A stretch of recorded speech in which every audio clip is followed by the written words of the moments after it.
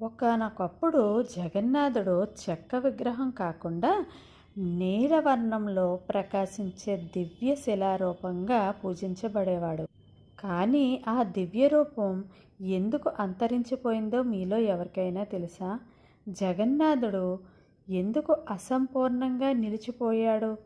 ఈ కథ మొదలవుతుంది ఒక భక్తుడైన మాలవరాజుతోటి.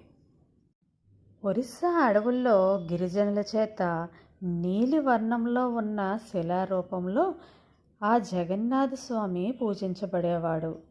అది తెలిసిన మాలవరాజు తనకు ఎంతో విశ్వాసపాత్రుడైన మంత్రిని అడవుల్లోకి రహస్యం తెలుసుకోవడానికని పంపుతాడు.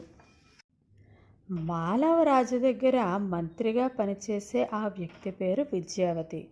విద్యావతి గిరిజన నాయకుడైన విశ్వవసును కలుస్తాడు. విశ్వవసు ఎల్లప్పుడూ రహస్యంగా ఒక గుహలో నీలమాధవుడిని పూజించేవాడు.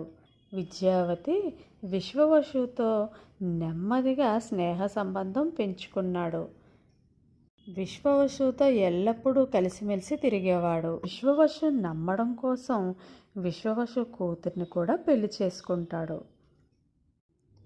పెళ్ళైన కొన్ని రోజులకు నీలవర్ణంలో ఉన్న ఆ జగన్నాథ స్వామి వారి గుడికి తీసుకువెళ్ళమని అడుగుతాడు. అల్లుడు మాట కాదనలేక విశ్వవసు ఒక షరతు విధిస్తాడు. నీవు కళ్ళకు గంతలు కట్టుకుంటేనే నేను ఆ స్వామివారి గుడికి తీసుకువెళ్తాను అని అంటాడు.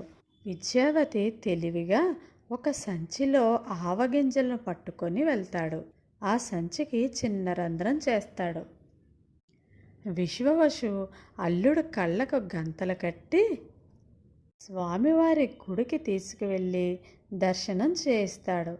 దర్శనం అయిన తర్వాత మళ్ళా తిరిగి గంతలు కట్టి ఇంటికి తీసుకొని వస్తాడు. కొద్ది రోజులకి వర్షాలు పడడంతో ఆవ మొక్కలు బాగా పెరుగుతాయి. విద్యావతి ఆ మార్గం గుండా నీలమాధవుడి సన్నిధికి రాజుతో పాటు చేరుకుంటాడు. ఆ స్వామివారు రాజు చేసిన నమ్మక ద్రోహం కారణంగా వెంటనే అంతరించిపోతారు. రాజు పశ్చాత్తాపంతో ప్రతిరోజు బాధపడుతూ ఉంటాడు.